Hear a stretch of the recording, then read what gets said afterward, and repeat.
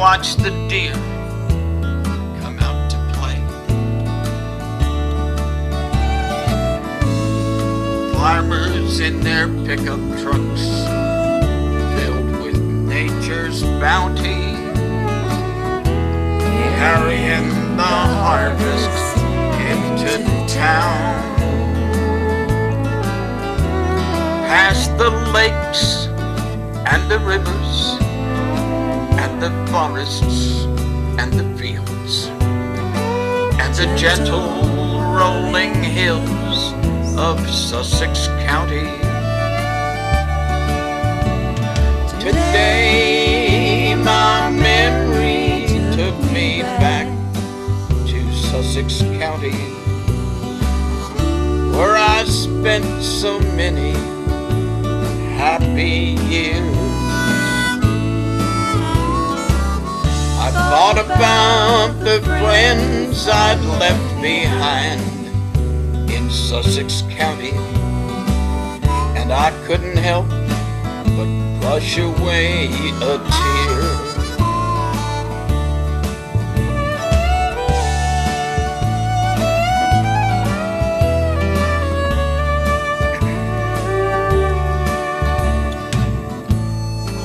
Talks on moonlight walks in the cool September air, eating cotton candy at the county fair, coffee at the diner at the start of a brand new day, and the wise old man who used to cut my hair.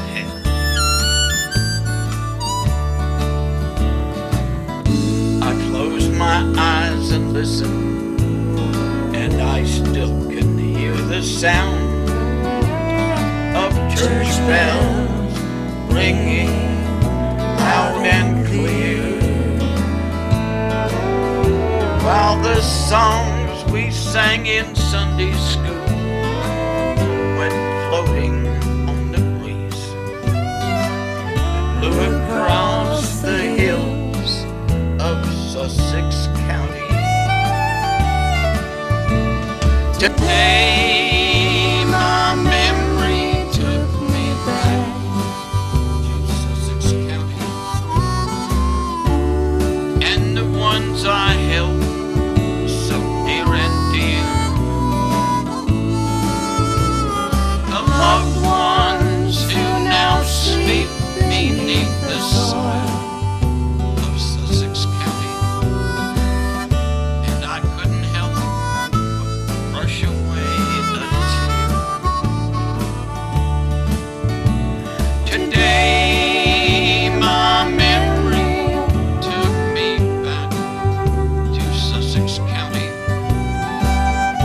I couldn't help but brush away a tear.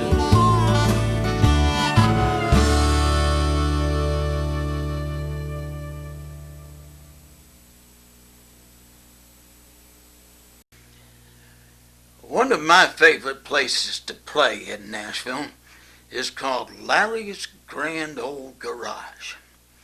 It's a real interesting place, and there's a real interesting story about how it got to be what it is today. And if you'd like to know that story, you can go to the website at www.larrysgrandoldgarage.com and learn all about it. Or you could go to my website, which is www.davesaundersmusic.com, and there's a link that'll take you over to the other way. A while back I played a show here, and we videotaped it. And after the show was over, we discovered that 2 of the cameras hadn't been working, so we only got 1 camera angle. But it was a good show to a good audience. We all had a good time and a lot of fun. And I'd kind of like to share some of that with you right now. So why don't you come with me and we'll go over to Larry's grand old garage.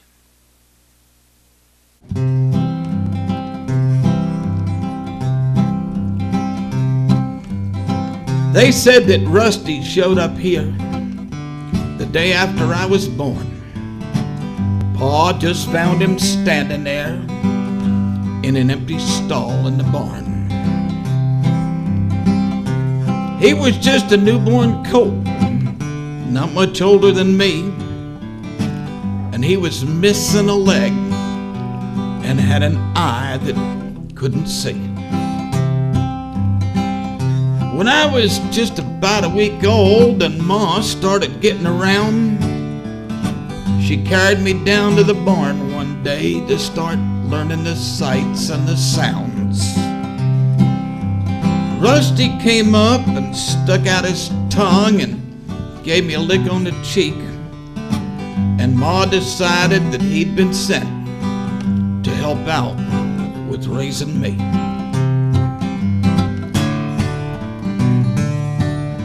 The time came for Rusty to try to run, and he just gave it all he had. And for a horse that only had 3 legs, he really didn't do so bad. And they could see the pride in his one good eye as he lifted his face to the sky, and the sound of his voice said he'd made a choice about teaching a boy how to ride. So we grew up together, that 3-legged horse and me. He learned to run and I learned to ride, and together we learned to see. And the places we went and the things we did filled both of our hearts with joy. And there was a special kind of love between a 3-legged horse and a boy.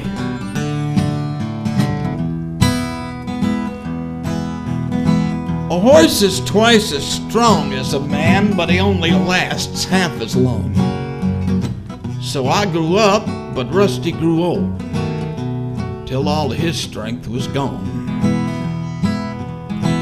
And then one night I heard a sound, and when I got out to the barn, in the stall where he'd stood for so many years, Rusty was lying down. I knelt down beside him to listen to him breathe, and like so many times he stuck out his tongue and gave me a lick on the cheek. And when he'd seen all he needed to see, he just closed that one good eye, and the very last thing he taught me was how horses say goodbye.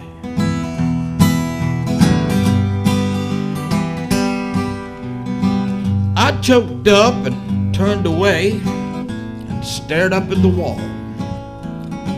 When I turned around and looked back down, there was nothing there in that stall.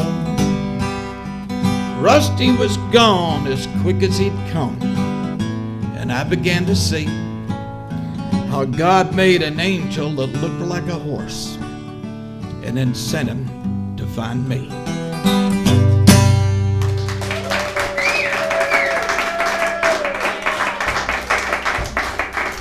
Thank you. Thank you so much. Well, that's the story about Rusty. It's kind of interesting how that song came to be. I was at one of the many songwriter events that we are so famous for here in Nashville, and I found myself in a conversation with a woman who ran a riding stable. And we had a wonderful conversation about horses. And when it was all over, I had already written the first 2 lines of that song. And then the next day, it all just seemed to come to me real quick, the way good songs do. Then it wasn't very long after that that I played that song at another songwriter show. And after the show, one of the other writers came up to me and asked me if I had ever written a song about a dog. And I said, no, I haven't. And she said, well, I think you really ought to write a song about a dog. And I said, well, okay, I guess so. And then the next night, I met that same writer at a different event. And she came up to me again and said, I really think you ought to write a song about a dog. And so I got to thinking about that on the way home, and a day or two later I was shuffling through all the papers that I have with notes about songs that I think I'd like to write. And I found one that I had never been able to finish because I never could figure out where the story was really going to go. And then I got thinking about dogs, and I wrote a song about a dog. So why don't you come back with me and we'll go over to Larry's grand old garage again, and I'll introduce you to a fella named Old Ben Peters.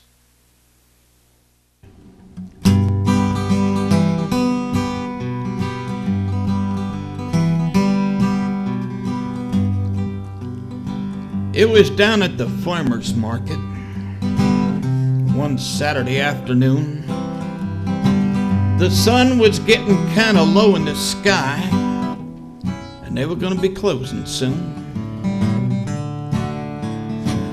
Old Ben Peters went to get his truck to load up and head back to the farm when he heard a voice crying out for help and felt something touching his arm.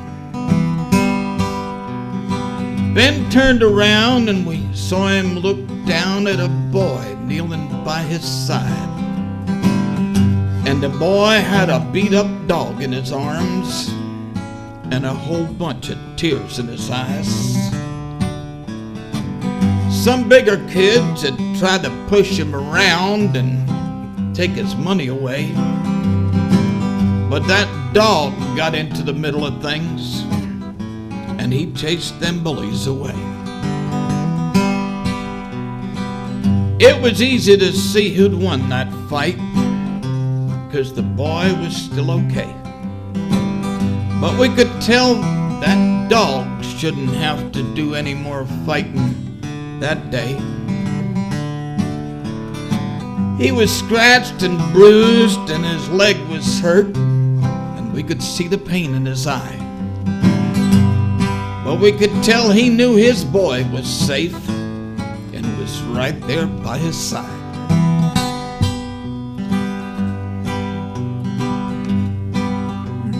Old Ben Peters is an ornery old cuss, and we all thought he hated kids. So it really got our attention when we saw what old Ben did. But the game gets different when there's a boy kneeling there with a dog that's all tore up.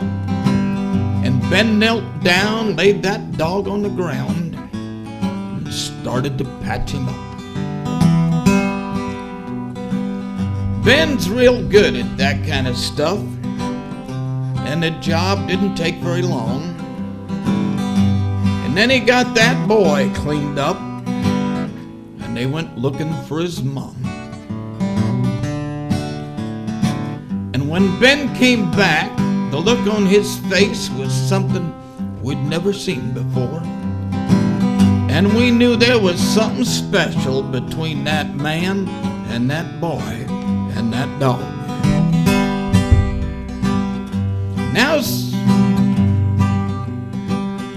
Now every Saturday morning, when the market's getting set up, that boy and his dog are waiting there for old Ben to pull in with his truck.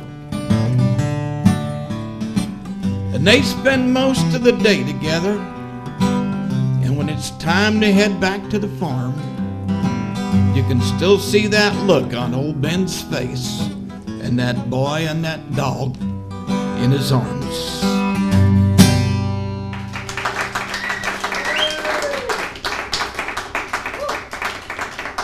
Thank you.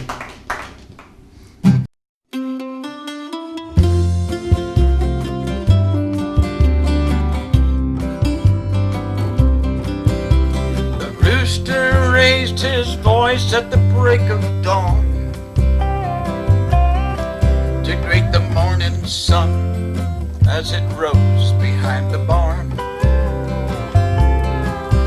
Through the open window the early bird sang his song to the boy from the city who was spending some time on the farm. Was a time when a young boy's dreams could still be born on an old dirt road by a field of waving corn, while a cow and a hog and a chicken tagged along, and a man could make a living working on a family farm. My cousin Roger used to farm this land with 2 strong horses and 2 strong hands. He plowed the soil and planted the seeds, toiling to meet his family's needs, count on the Lord to guide him all the way. And in the evening when the work was done, he'd go home to his wife and his daughters and his son. Thank the Lord for the blessings of the day.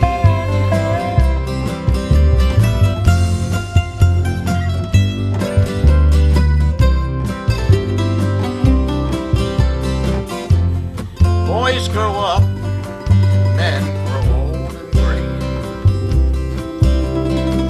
and what the good Lord gives, sometimes He takes away. Now the cows and the hogs and the chickens all are gone, and a man can't make a living working on a family farm. The old dirt road is paved and 4 lanes wide. The sound through the window is the traffic passing by. Standing where the corn once stood so high, and Roger and his horses are plowing up in the sky. My cousin Roger used to farm this land with 2 strong horses and 2 strong hands. He plowed the soil and planted the seeds, toiling to meet his family's needs, counting on the Lord to guide him all the way. And in the evening when the work was done, he'd go home to his wife and his daughters and his son, and thank the Lord for the blessings of the day. My cousin Roger used to farm this land.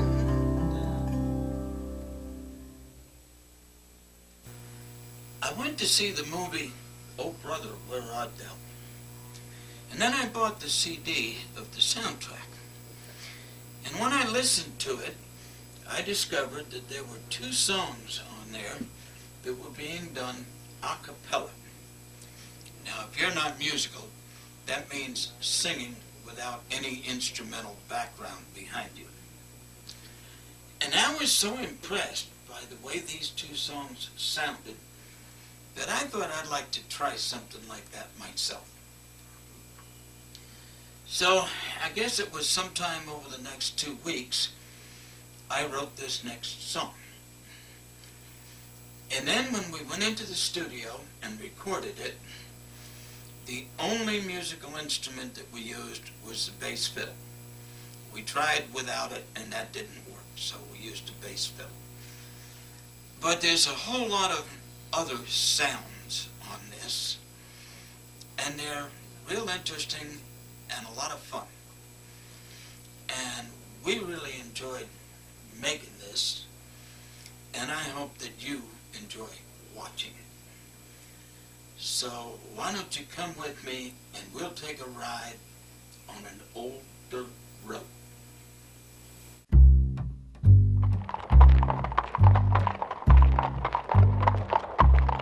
Old dirt roads lead back into the mountains. Wooden bridges cross the rivers of my mind.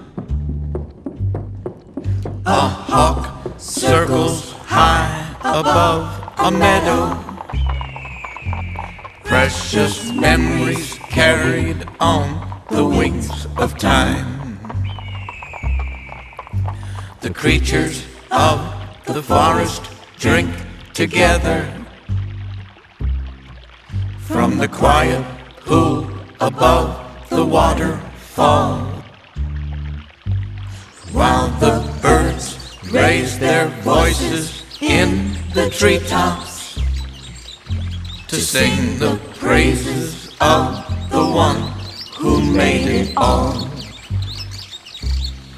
Smoke rises from the chimney of a cabin where God's children rise to start a brand new day. In the fields and the forests of another place and time, and a memory that will never fade away. Old dirt roads lead back into the mountains. Wooden bridges cross the rivers of my mind. A hawk circles high above a meadow. Precious memories carried on the wings of time. Precious memories carried on the wings of time.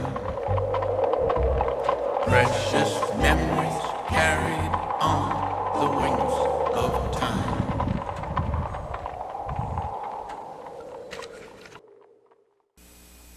When I first got to Tennessee, I was intrigued by the number of old family graveyards that I found. And then I started to realize that this was the last piece of a tract of land that had been a family farm.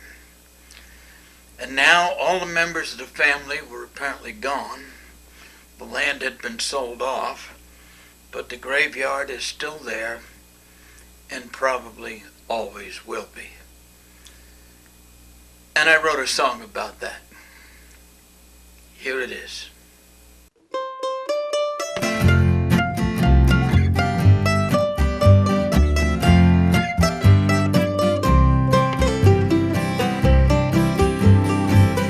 The Thompson place got sold today. The last 100 acres are gone away. There's no more crops and no more cattle, 'cause old Thompson finally lost the battle. They found him lying at the end of a row in the field where the corn was gonna grow. His eyes were closed and his face was gray. They say he'd been there for a couple of days. He lived alone, but they found his will, and then they planted his soul at the top of the hill by the woman who'd given all a woman can give, and the boy who died before he could live. 7 generations of that Thompson land, and not one was left to inherit that land. So the state took over and sold it all. Now I guess we'll be blessed with a shopping mall. But that family tree will never come down, 'cause those roots go deep into hollow ground. And the land where it stands will be Thompson land for as long as the wind blows through. And the souls who toiled to plow that soil finally got set free. When the last leaf fell from the very last branch of the Thompson family tree.